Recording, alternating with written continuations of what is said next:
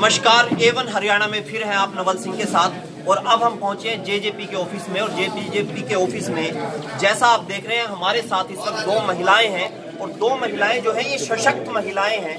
सशक्त महिलाएं इस मायने में इनका अपना एक नाम है खेल के क्षेत्र में। और दूसरे हैं जो है कि एक पॉलिटिकल एनालिसिस है संगीता दहिया, और साथ में है बबीता।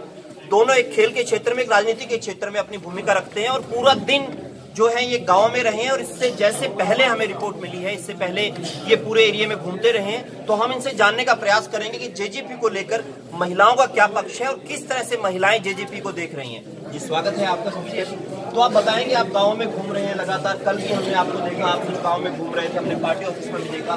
तो महिलाएं किस तरह से जेजेपी से जुड़ रही हैं? देखो, महिलाएं तो बहुत पहले जेजेपी से जुड़ चुकी है। जिस टाइम पे जजपा का हम लोगों ने पार्टी बनाई थी, पार्टी बनने से एक साल पहले से हरी चौधरी का जो कॉन्सेप्ट, हमारी पार्टी की जो महिला सर्वोपरि जो नेता नैना सिंह चौटाला जी ने हरी चौधरी का कॉन्सेप्ट लागू किया था। उस हरी चौधरी में महिलाओं की पंचायत और उसमें महिलाओं की भागीदारी है कि हमारी जो आधी आबादी है उनका जो जो रिप्रेजेंटेशन है वो हर जगह पे आधा होना चाहिए। पुरुषों की बराबरी के लिए हरी चौधरी को लॉन्च किया गया। उसके बाद आज अगर आप नैना जी के कोई प्रोग्राम देख लीजिए, बबीता बहन के कोई प्रोग्राम देख लीजिए, हमारे कोई प्रोग्राम देख लीजिए, हर जगह पे जितने पुरुष आते हैं उतनी ही महिलाएं आती है। महिलाएं इतनी जागरूक हुई है जज्बा के आने के बाद, उनको यूँ लगने लगा कि हम पूर्ण तरीके से इस पार्टी के साथ हैं। तो जीत चुनाव ने ऐसा क्या आपके विचारधारा में बदलाव ला दिया? राजनीतिक चिंतक थे और उसके बाद एक राजनीतिक सक्रिय कार्यकर्ता के तौर पर उतर के आ गए। नहीं, देखो, चिंतन करना और चिंतन के बाद मंथन करना और मंथन के बाद जमीन पे आना बहुत बड़ी बात है। क्योंकि काफी सालों से मैं हरियाणा में काम कर रही हूँ और हरियाणा का जो माहौल पिछले 4 साल से खराब है। मैंने कल भी बोला था, जो सामाजिक समरसता है वो हमारे समाज में बहुत खराब हो चुकी है। कई बार ऐसा हुआ कि नेशनल पार्टियों की वजह से कई वर्गों में बहुत ज्यादा नाराजगी देखने को मिली है। जी, वो पार्टी जेजेपी ही क्यों, जिसको आपने सिलेक्ट किया? नहीं, जेजेपी इसलिए क्योंकि ये नई पार्टी है। दुष्यंत चौटाला जी ऐसे सांसद है जिनकी जो छवि है वो बेदाग छवि है, इनके ऊपर कोई दाग नहीं है, पढ़े लिखे हैं, शिक्षित है। और बीइंग एमपी इनकी पार्टी भी नहीं, लेकिन एमपी होने के नाते युवाओं के बहुत मुद्दे उठाए। पहले ऐसे सांसद थे जिन्होंने हिसार में रोजगार मेला लगाया है। आप लोगों को पता भी होगा, हिसार में जब रोजगार मेला लगाया काफी युवाओं को नौकरियां भी मिली है। पहले ऐसे सांसद है जिसने किसानों के मुद्दे उठाए। पहले ऐसे सांसद है जो ट्रैक्टर लेके संसद के अंदर गए हैं। जब भी मैंने किसानों का आंदोलन किया, दुष्यंत चौटाला जी ने हमेशा किसानों के आंदोलन में उनके समर्थन दिया। तो जीत का चुनाव कोई नई राह लेकर आएगा, किस तरह से देखते हैं? नहीं, बिल्कुल राह लेके आएगा। हम जीत रहे हैं, हमारे युवाओं का आप जोश देख सकते हैं। गांव-गांव में आप जाके देखिए, हम तो जीत चुके हैं, हम ये मानते हैं। तो ये संगीता दहिया जी जिनका पूरा विश्वास है जीत रहे हैं। पर इसके साथ में हमारे साथ हैं फोगाट बहनों में से एक बबीता फोगाट, जो कि खेल के क्षेत्र में अपना जोहर दिखा चुकी हैं। अब राजनीति के रण के अंदर इनको आना पड़ा। तो खेल के क्षेत्र से राजनीति के रण में उतर कर आना और एक खुले तौर पर एक समर्थन देना, तो किस तरह से मन में आया?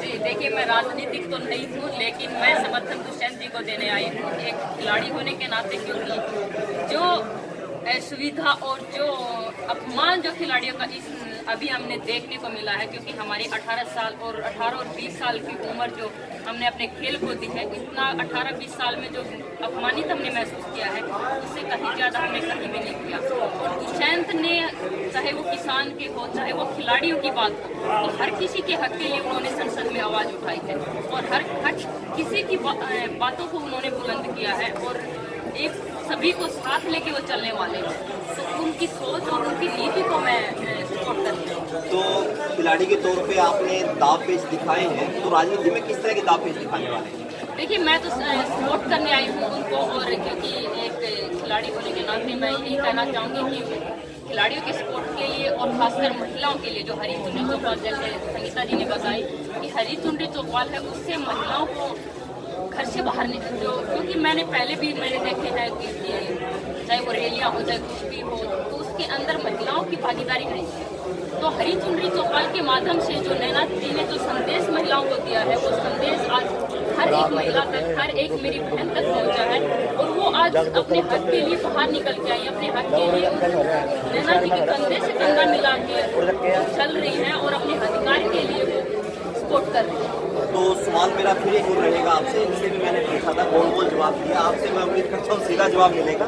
तो जैसे आप चुनाव प्रचार के लिए आई हैं, तो अगली बार फिर से 90 विधानसभा के चुनाव होंगे, किस विधानसभा से टिकट लेके लड़ने का मन है? नहीं, क्योंकि मेरा जो दंगल है वो मेरा राजनीतिक नहीं है, मेरा एक खेल का मेरा दंगल है। और दंगल ये स्ट्रेंथ और दिग्विजय का है और हम उनका पूरा सपोर्ट करेंगे। उनको जितना हमारे दिल और जान से हम उनको सपोर्ट कर सकते हैं उनको जरूर करेंगे, क्योंकि वो एक युवाओं का जोश, युवाओं की पहचान और दूसरे की किसान, कमेरे, खिलाड़ी, हर किसी की आवाज को बुलंद करते हैं, हर किसी को सपोर्ट करते हैं। और क्योंकि हमारा हरियाणा बदलाव चाहता है, तो ये बदलाव का समय है। कितने वोटों से जीत रहे हैं?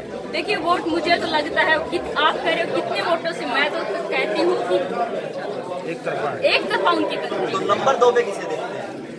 नंबर 2, 3 कुछ भी नहीं है, सिर्फ नंबर 1 को मैं देखती हूँ, क्योंकि हमारे खिलाड़ी के अंदर सिर्फ नंबर 1 को देखा जाता है। तो नंबर 1 पे जेजेपी और दूसरे पर दिग्विजय है। तो ये 2 सशक्त महिलाएं हमारे साथ, जिनसे हमने बातचीत की और जिनकी ये घोषणा है कि आने वाले समय के अंदर वो नंबर 1 पर रहने वाली हैं। नंबर 2 में उनका कहना है कि उनकी किसी से टक्कर नहीं है और लगातार इनके द्वारा चुनाव प्रचार किया जा रहा है। कहा जाता है कि जब महिलाएं चुनाव प्रचार से जुड़ती हैं या किसी अभियान से जुड़ती हैं तो इनको सफलता मिलती है और ऐसा यहाँ पर देखने को मिल रहा है। तो जुड़े रहे हमारे साथ A1 हरियाणा के साथ हर एक मुख्य घटना के लिए।